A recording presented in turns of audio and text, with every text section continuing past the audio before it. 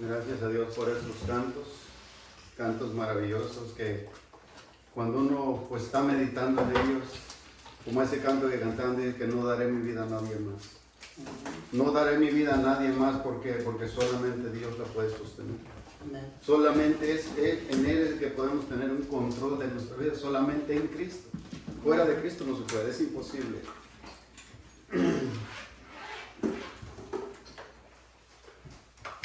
Vaya buscando ahí Daniel capítulo 1. Solamente les voy a leer unos cuantos versículos. Ahí quiero hacerles una aclaración del primer tema que tuvimos en el primer estudio acerca de Daniel. Hubo algo que yo les dije que era Daniel, que había estado en el pozo de los leones, en el pozo de fuego, pero no fue Daniel. Fueron sus amigos de Daniel. Entonces yo quiero aclararles eso y quiero que pues una disculpa aclarando esto, y también lo quiero hacer ante pues los que ven los videos, porque es bueno. Y en esto es algo donde Dios simplemente pues ahí reconocemos que somos humanos, que nos podemos equivocar, que no es por simplemente al que predican jamás se va a equivocar. Claramente que nos vamos a equivocar un día, y esto nos recuerda que somos humanos. Vaya Daniel capítulo 1 en el verso 6. Dice así: Daniel, Ananías. Usted puede leer el anterior, los capítulos, los versos antes, para que se dé cuenta que se refería, cómo es que fueron cautivos. Pero fíjense aquí en el verso 6. Dice: Daniel, Ananías, Misael y Azarías. Fíjense, son 4 aquí. Fueron 4 de los jóvenes seleccionados, todos de la tribu de Judá. El jefe del estado del mayor les dio nuevos nombres babilónicos. Daniel lo llamaron Belsasar, y a Ananías lo llamó Sadrach, a Misael lo llamó Mesac, y a Azarías lo llamó Abednego. Y ahora fíjese lo que vamos ahora aquí otro. Déjenme buscarlo aquí. Vaya al 3, verso 3 del 12 al 23. Vemos allí que a él les cambiaron los nombres. Les cambiaron los nombres, entonces nombres babilónicos. Entonces ya Daniel fue Belsasar, y ahí se fueron los nombres. Pero fíjense en el verso 3 del 12 al 23. Dice: hay unos varones judíos, los cuales pusiste sobre los negocios de las provincias de Babilonia: Sadrach, Mesach y Abednego. Estos varones, oh rey, no te han respetado, no adoran tus dioses, ni adoran a la estatua de oro que te has levantado. Entonces Nabucodonosor dijo con ira y con enojo que le trajesen a Sadrach, Mesach y Abednego. Al instante fueron traídos estos varones delante del rey, y habló Nabucodonosor y les dijo: es verdad, Sadrach, Mesach y Abednego, que vosotros no honráis a mi Dios, y ni adoráis a la estatua de oro que he levantado. Ahora pues, estáis dispuestos para que al oír el son de la bocina, de la flauta, del tamboril, del arpa y del salterio, de la zampoña y de todo instrumento de música, os postréis y adoréis a la estatua que he hecho. Porque si no la adoráis, en la misma hora seréis echados en medio del horno de fuego ardiente. ¿Y qué Dios será aquel que los libre de mis manos? Sadrach, Mesach y Abednego respondieron al rey Nabucodonosor diciendo: no es necesario que te respondamos sobre este asunto.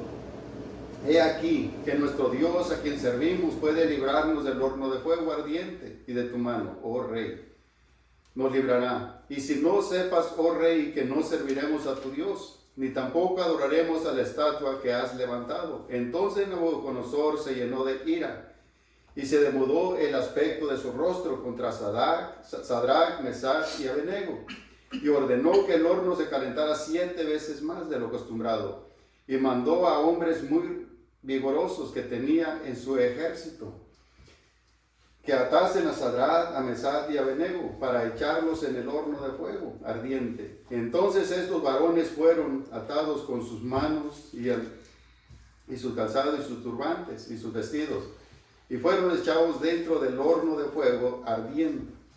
Y como la orden del rey era apremiante y lo habían calentado mucho, la llama del fuego mató a aquellos que habían alzado a Sadrach, a Mesach y a Abednego. Y estos 3 varones, Sadrach, Mesach y Abednego, cayeron atados dentro del fuego ardiente. Ahí vemos que en ninguna parte estuvo Daniel. No fue Daniel, fueron sus amigos de ellos. Pero vemos algo maravilloso aquí. Que aún, aunque Daniel no se menciona aquí, no estaba Daniel, vemos algo maravilloso, que estos jóvenes se mantuvieron firmes.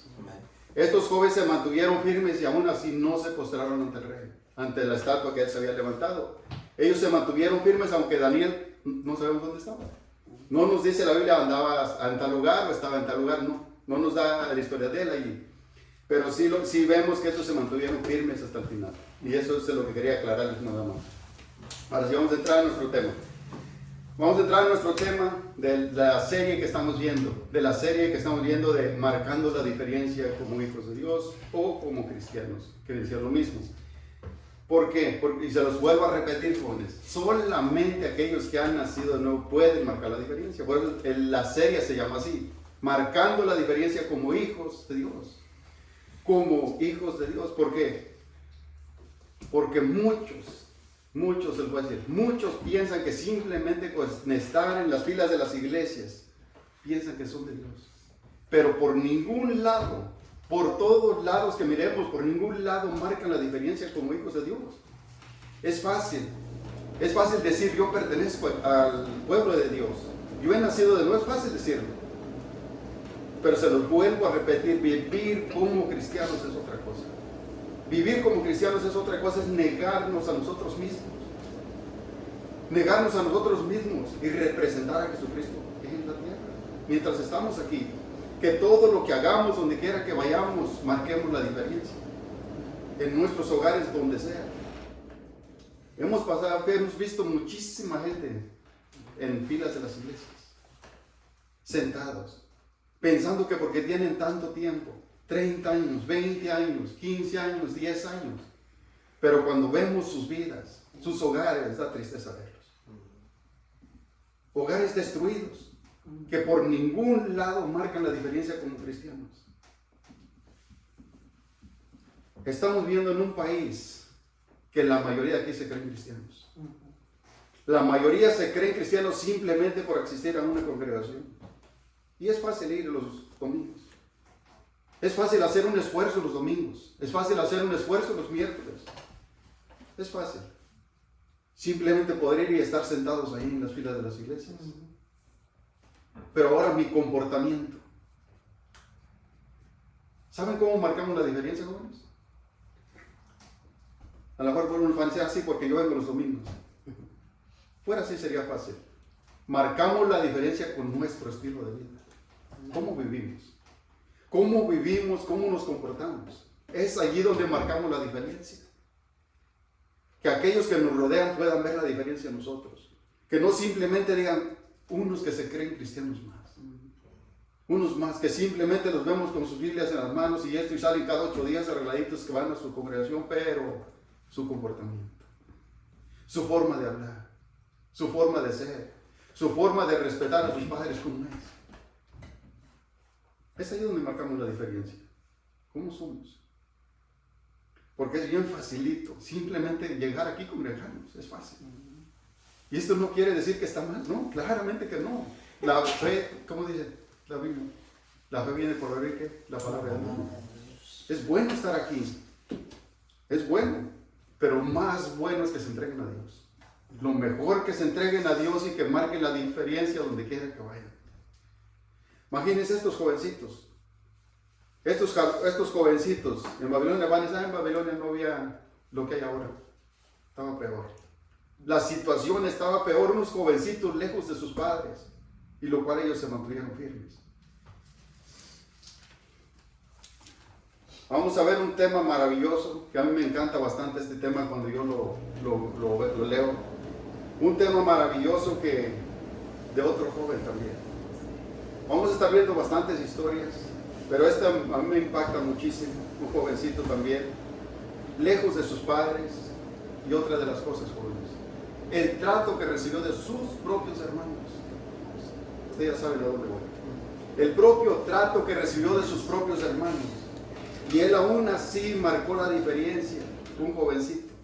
Ahora póngase, yo cuando estaba leyendo esta historia, cuando estaba viendo esto y preparando este estudio, me puse a pensar, si yo tuviera esa edad, 17 años, en esa edad, lejos de mis padres, ¿qué habría sido de mí? ¿Cómo yo hubiera, qué hubiera hecho yo?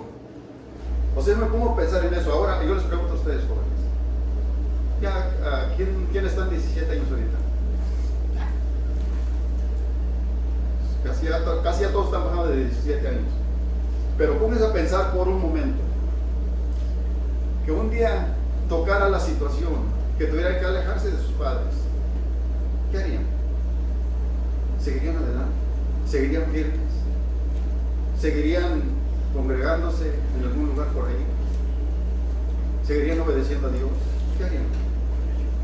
O, se los dije una vez, o dirían, esta es la oportunidad que he estado esperando con bastante tiempo. ¿Qué haríamos? Vaya buscando Génesis 37, del 1 al 36.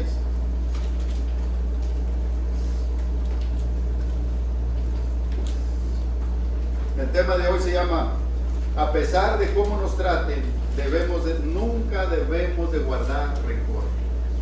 Nunca debemos. ¿Por qué? ¿Podemos guardar rencor? ¿Podemos? Claramente que sí.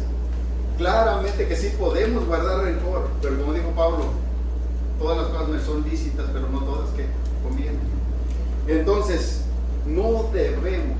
Esta palabra debemos es totalmente diferente a sí podemos, porque sí lo podemos hacer, pero una cosa es hacerlo y otra cosa es que no debemos de guardar rencor. Por eso el tema se llama así, a pesar de cómo nos traten, no debemos de guardar rencor. ¿Ya tiene Génesis? Y hoy vamos a ver esta historia maravillosa de un jovencito, de este joven que a pesar del trato de sus propios hermanos de carne, el trato que recibió de ellos, él jamás guardó rencor en su corazón. Un jovencito. Y ahora, jóvenes, estamos viviendo tiempos de la juventud, que la verdad, se lo voy a decir, son quebradizos, que con cualquier cosita guardan rencor en sus corazones. Y a veces les pregunta a uno, ¿qué les pasa? Nada, no tengo nada. Oye, pero es que se te ve en tu semblante, se te ve en tu rostro, pero es que no tengo nada. Y una de las cosas, fíjense, estamos viviendo tiempos de estas juventudes, y también de adultos a veces, quebradones también así, de que simplemente con cualquier cosita, fíjense, lo que pasa, ya están depresivos. Ya están bajo depresión. Y otra de las cosas, los peores suicidios suceden en estos tiempos de la juventud. Por simplemente, a veces con alguien que ya simplemente no los saludó. Y por eso tiene. Ahora imagínense la historia de José, un jovencito. Lo que tuvo que pasar con sus propios hermanos. Y aún sus propios hermanos que eran mayores, yo creo que José esperaba pues que ellos lo cuidaran, lo apoyaran en todo. Y al contrario recibió insultos de ellos. Y al contrario recibió insultos y aún quería matarlo. Y vemos después de esto que José nunca guardó odio en su corazón. Jamás guardó rencor en su corazón. Ahora, jóvenes, ¿qué pasaría si un hermano de ustedes, de su propia carne, se levantara en contra de ustedes? ¿Qué harían? ¿Al tiempo serían de bendición para ellos? ¿O guardarían rencor y odio en contra de él? ¿Qué haríamos? Dice así en el verso 1.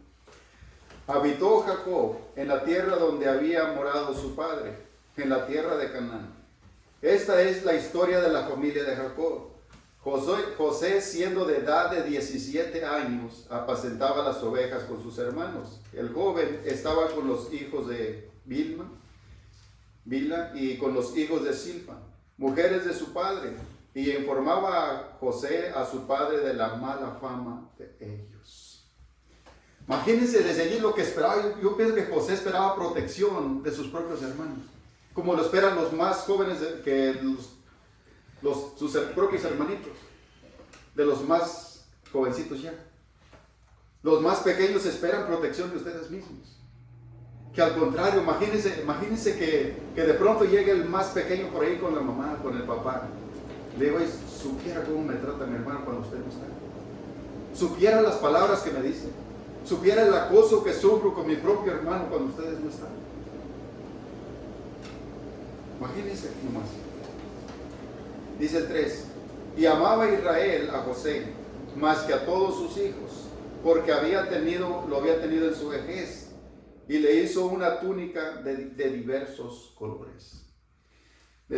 Fíjese, esta palabra que se encuentra aquí, amar, desde el hebreo ajeb.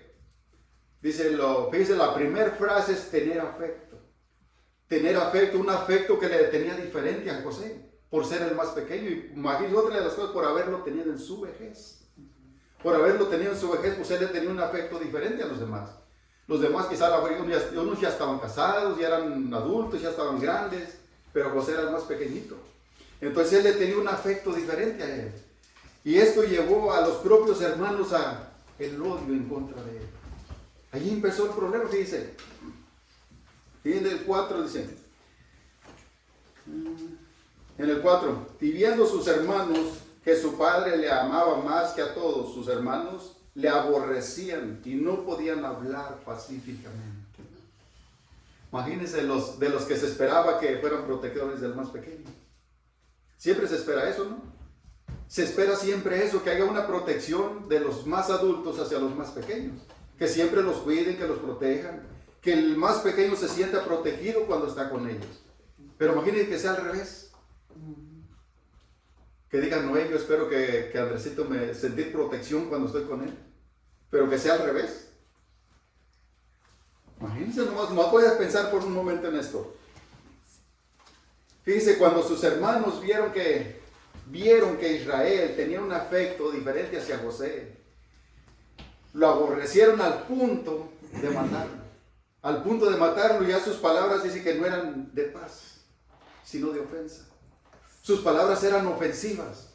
Ya no había paz, no había tranquilidad en el momento de platicar entre ellos. Ahora imagínense unos jovencitos así, donde en las pláticas ya no hay paz, donde el más grande ya no pone paz, ya no hay orden, sino que es al contrario. Siempre buscar palabras ofensivas que vayan y ofendan. Y una de las cosas, fíjese, la ofensa que ellos traían, que ya pues, estaba regada en su corazón por el odio que sentían en contra de José. Que esto los llevó a querer matar. Imagínense a un propio hermano querer matar a otro simplemente por sentir un afecto diferente entre ellos. Vamos a ponernos a pensar entre eso. Dice el 5. Y soñó José un sueño y lo contó a sus hermanos. Y ellos llegaron a aborrecerlo más todavía. Si ya lo aborrecían, ahora imagínense, si ya lo aborrecían, ahora mucho más todavía con este sueño que les contó. Imagínense, le van a aborrecerlo aún todavía más, dice el 6. Y les dijo, oíd ahora este sueño que he soñado. He aquí que atábamos manojos en medio del campo, y he aquí que mi manojo se levantaba y estaba derecho, y que vuestros manojos estaban alrededor y se inclinaban al mío. Le respondieron sus hermanos, ¿reinarás tú sobre vosotros? ¿Te señorarás sobre vosotros? Y le aborrecieron menos. Ya no le aborrecieron nada. Le aborrecieron aún más todavía, a causa de sus sueños y sus palabras. Imagínense cómo hace esto, jóvenes. Ya no era poquito. El odio iba aumentando. ¿Por qué es lo que le digo? Nosotros, ¿cómo vemos aquí la diferencia en José? En esa diferencia que debemos de marcar nosotros como hijos de Dios, como el pueblo de Dios. Debemos de marcar esa diferencia, que nos hagan lo que nos hagan, nosotros no podemos guardar rencor en nuestro corazón. Porque cuando empezamos a guardar rencor, ¿ustedes creen que ese no se va creando una raíz allí? Ya cuando queramos arrancarlo, está como un árbol que sus raíces están profundas. Su raíz va creciendo, se va profundizando más y más y más. Esto era lo que estaba llegando a pasar en los propios hermanos de José. En vez de trabajar, cuando ellos empezaron a sentir algo en contra de él, en vez de trabajar en eso, simplemente lo dejaron que se arraigara más, que se profundizara más, que creara más raíz. Ellos nunca se preocuparon por arrancar ese problema. Nunca se preocuparon por arrancarlo. Simplemente lo dejaron que avanzara. Al punto después de que ya estaba hasta arriba. Y cuando eso está hasta arriba, imagínense el problema, lo que viene después, lo que causa cuando no lo trabajamos luego. Inmediatamente el pueblo de Dios, cuando siente que algo se está queriendo arraigar en el corazón, lo primero es que vamos ante los pies del Señor y decimos, Señor, por favor ayúdame.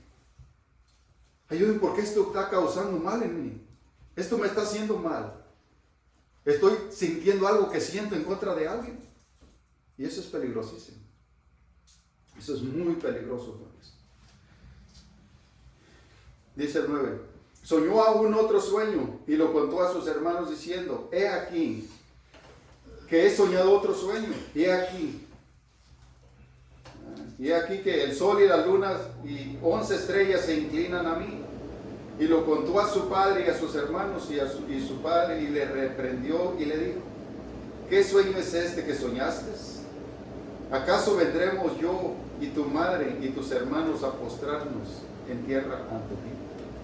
Es ahí donde dice que lo reprendió. Simplemente pues, como diciéndolo, o sea, esta palabra reprendió es como llamarle la atención.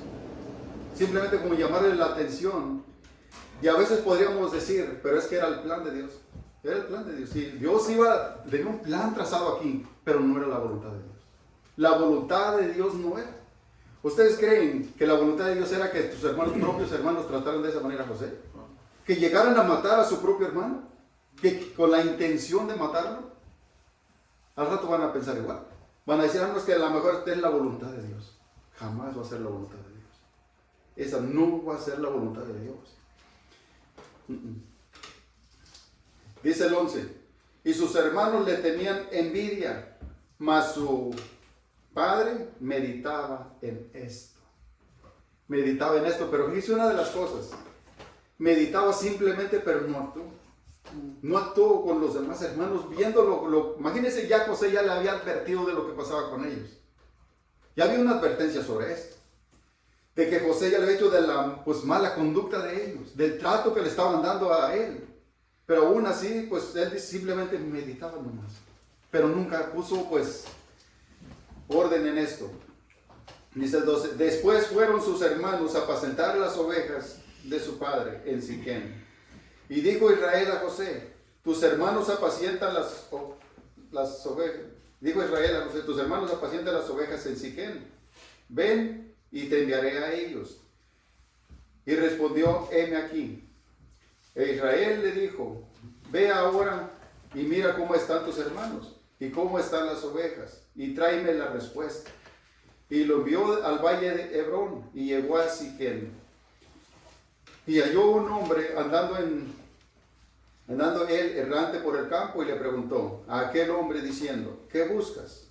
Y José respondió, busco a mis hermanos, te ruego que me muestres dónde están apacentando. Aquel hombre respondió, ya se han ido de aquí, y yo les oí decir, vamos a Dotán. Entonces José fue tras sus hermanos y los encontró en Dotán. Cuando ellos lo vieron de lejos, que llegaba cerca de ellos, se alegraron bastante, ¿verdad? Se alegraron, se levantaron de alegría diciendo, ahí viene nuestro hermano querido. ¿No? Fíjese lo que dice aquí, conspiraron contra de él. ¿Para qué? Para darle la bienvenida. Para darle la bienvenida y un abrazo. Te amamos tanto, hermanito, que has venido a buscarnos.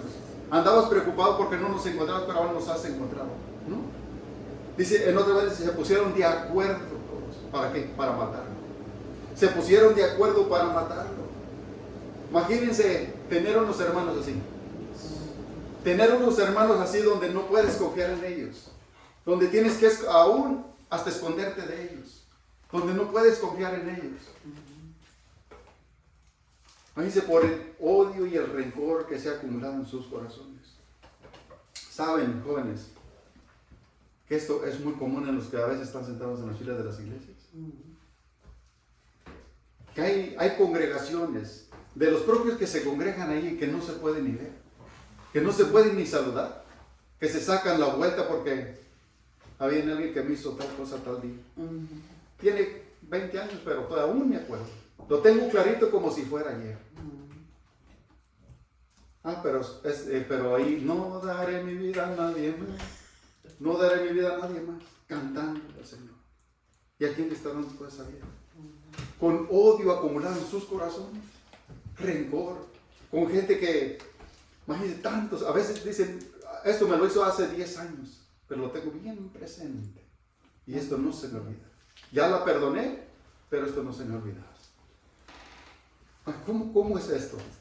¿Cómo es estas cosas? O sea, ¿cómo concuerda con el perdón que dice Dios? Imagínense, jóvenes, que de pronto uno de sus propios hermanos o alguien más de los jovencitos que se congregan aquí, nos congregamos también aquí. Imagínense que les llegue a hacer algo por allí que de pronto, pues sin planearlo, que simplemente pues se les salió y eso igual les ofendió. Pero ahora ustedes dicen, yo ya le perdoné. Pero de aquí en adelante mi relación con él se acabó, se quebró. No lo puedo ni ver. Nomás simplemente de lejos lo saludo y listo. Pero yo sigo cantando aquí, sigo congregándome y vengo y canto y me postro ante el Señor y oro ante el Señor. Pero imagínense una de las cosas. Ahora póngase a pensar lo que dice el Señor. Perdona como yo te he perdonado. Perdona como yo te he perdonado. ¿Cuántas veces nos ha perdonado el Señor? ¿Cuántas veces hemos ido ante Él, hemos fallado y otra vez, y Señor, ya no te voy a fallar en esto y ahora ya estamos en lo mismo? Fallándome en la misma cosa. Vamos y le pedimos perdón, pero que Él en ese momento nos dijera, ¿sabes qué? Yo te voy a perdonar, pero no te puedo ni ver. No te puedo ni ver. Párate a distancia, lejos de mí, porque yo no soporto tu presencia. Ahora, ¿por qué nosotros no podemos perdonar a alguien más? ¿Por qué? Porque hemos permitido que se empiece a acumular rencor en nuestro corazón. Ese es el problema. Cuando permitimos que se empiece a acumular rencor en nuestro corazón, ese es el problema por lo cual no podemos perdonar. Es allí donde está el problema.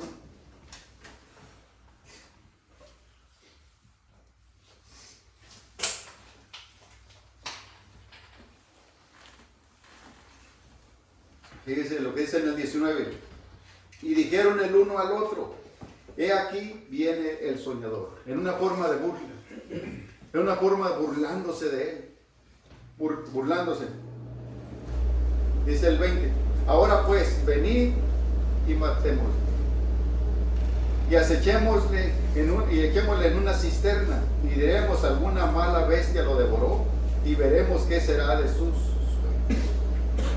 Imagínense el corazón de estos hombres, con su propio hermano.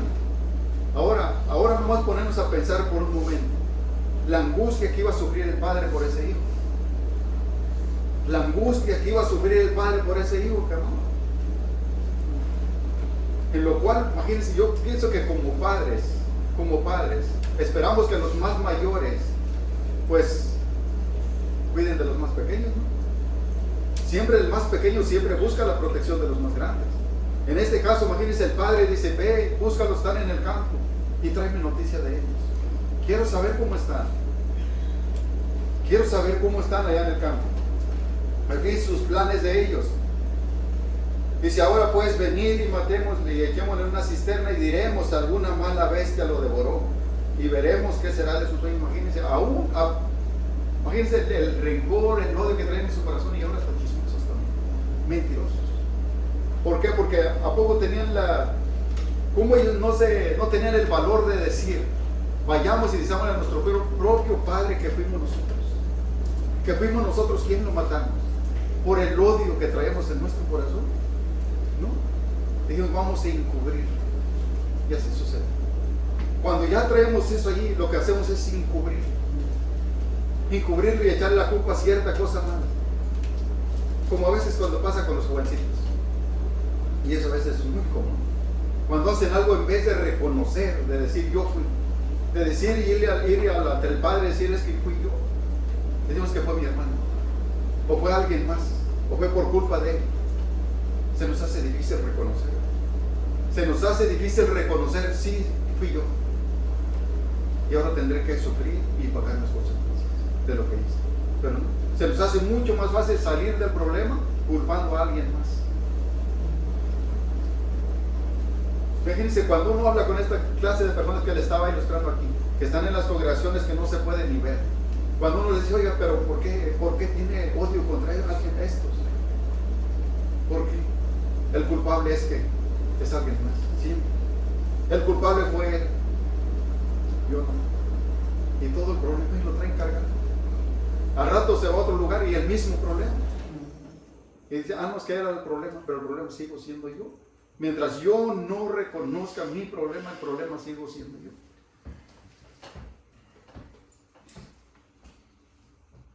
Fíjate, el 21. Cuando Rubén oyó esto, lo libró de sus manos y dijo, no lo matemos hasta que un hermano se levanta aquí. Hasta que un hermano da la cara por él. Fíjese lo que dice, libró de sus manos y dice, no lo matemos, dice en el 22. Y les dijo Rubén, no derramemos sangre y echémoslo en esta cisterna que está en el desierto. Y no pongáis mano en él, por librarlo así de sus manos para hacerlo volver a su padre. Sucedió pues que cuando llegó José a sus hermanos, ellos quitaron a José su túnica y la túnica de colores que tenía sobre sí, y le tomaron y le echaron en la cisterna, pero la cisterna estaba vacía, que no tenía en ella agua. Y se sentaron a comer, a disfrutar, después de su maldad. Después de su maldad, ahora se sientan a disfrutar de la comida que a lo mejor hasta José les llevó. Hasta José les llevaba la comida para que comieran, para que disfrutaran. Y ahora mirando la angustia de aquel hombrecito, de aquel jovencito. Mirando esa angustia, ese dolor. Y ellos, imagínense, tan tranquilos, disfrutando de sus alimentos. Como que yo pienso que por un momento pasó por él que decía, por fin lo hemos logrado. Por fin nos estamos deshaciendo de esto. Oye, qué corazón de estos hombres. Y se sentaron a comer el pan y alzaron los ojos y miraron. Y he aquí una compañía de ismaelitas que venía de Galaad. Y sus camellos traían aromas, bálsamos y mirra, y iban a llevarlo a Egipto. Entonces Judá dijo a sus hermanos, ¿qué provecho hay en que matemos a nuestro hermano y encubramos su muerte? Parece algo bonito, ¿verdad? Parece algo bonito, como que aquí él le está diciendo, bueno, pero o sea, lo que estaba él lo que iba tras ¿qué? Dinero. Iba tras dinero. Ha dicho, bueno, aquí no vamos a sacar ningún provecho, aquí se va a morir simplemente. Pero hay que sacar provecho a esta situación. Hay que sacarle provecho.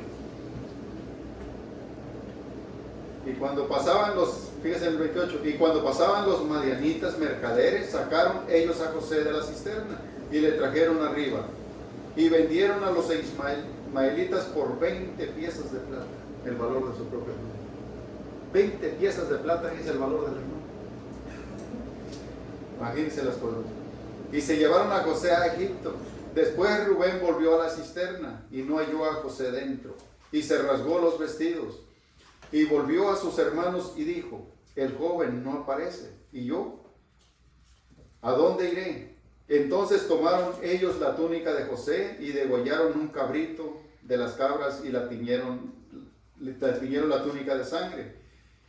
Y enviaron la túnica de colores y la trajeron a su padre y dijeron: esto hemos hallado, reconoce ahora si es la túnica de tu hijo o no.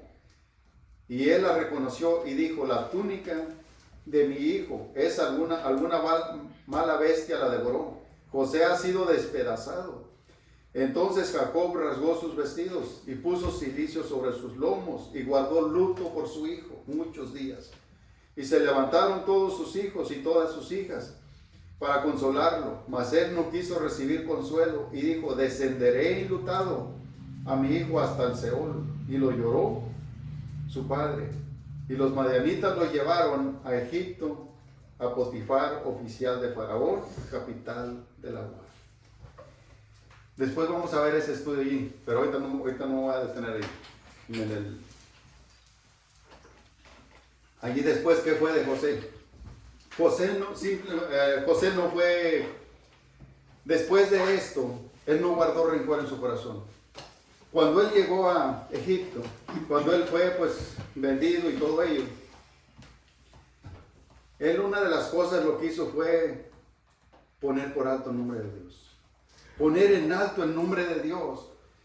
De que él no se fue a llorar a un rincón, a estar en depresión allá, quererse matar por lo que le habían hecho sus hermanos.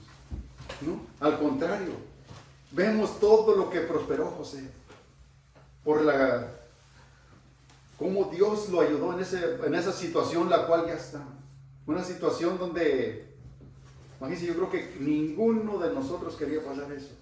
¿A quién le gustaría irse a un lugar donde no conocemos a nadie? Donde no conocemos a nadie, un lugar extraño para nosotros, sin nuestras familias, lejos de los padres. Imagínense la situación, por un momento, imaginarnos en la situación de José. Y ahora, la juventud de estos tiempos. La juventud de estos tiempos simplemente con cualquier cosita. La única salida que encuentran y la facilidad que encuentran más rápido, dicen: mejor morimos. Mejor la muerte. Dicen: se acaba todo. Ahí no se acaba todo, ahí empieza todo. Ahí empieza todo. José, por ningún momento él pasó por eso de la depresión y de eso de... ¿no? Vemos cómo después de eso, cuando ellos lo vendieron, vemos la historia de él.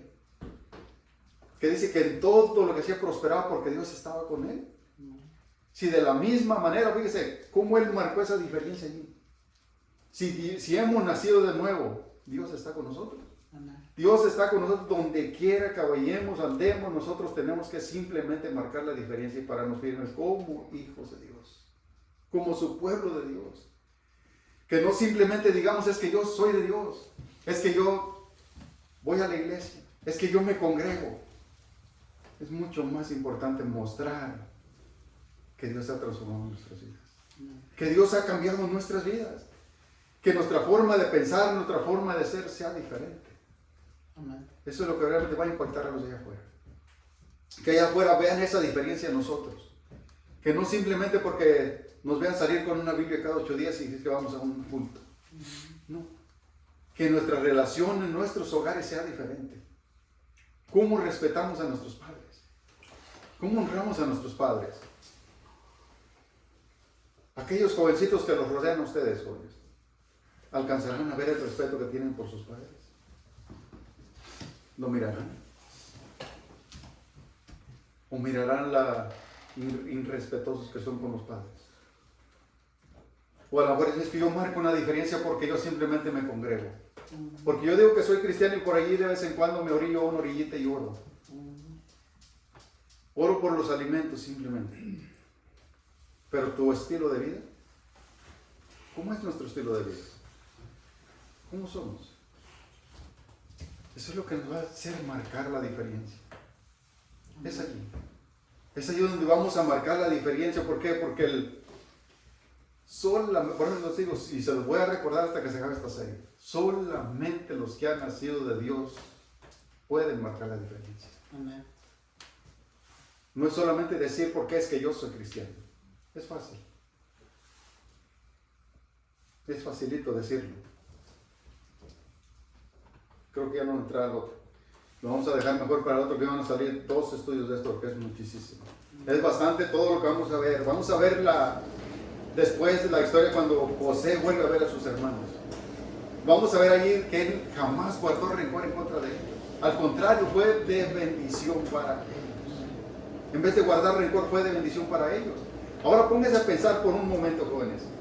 Si algo llegara a pasar con alguno de sus hermanos, ¿qué iría a pasar después con ustedes? Al tiempo que se volvieran a ver, que si algo los separó por cualquier cosa, se separaron, se fueron lejos unos del otro, y al tiempo que se vuelven a ver, ¿qué iría a hacer? ¿Cómo reaccionarían? ¿Cómo reaccionarían? ¿Reaccionarían como José? ¿Ser de bendición para ellos? ¿O simplemente te acuerdas lo que me hiciste está el tiempo y no te puedo perdonar, esto jamás se me ha olvidado? Pero yo soy cristiano. Si guardamos rencor en nuestro corazón, hay un problema. Por eso le digo, se puede, pero no se debe. Por eso el tema se llama así. Por eso el tema se llama...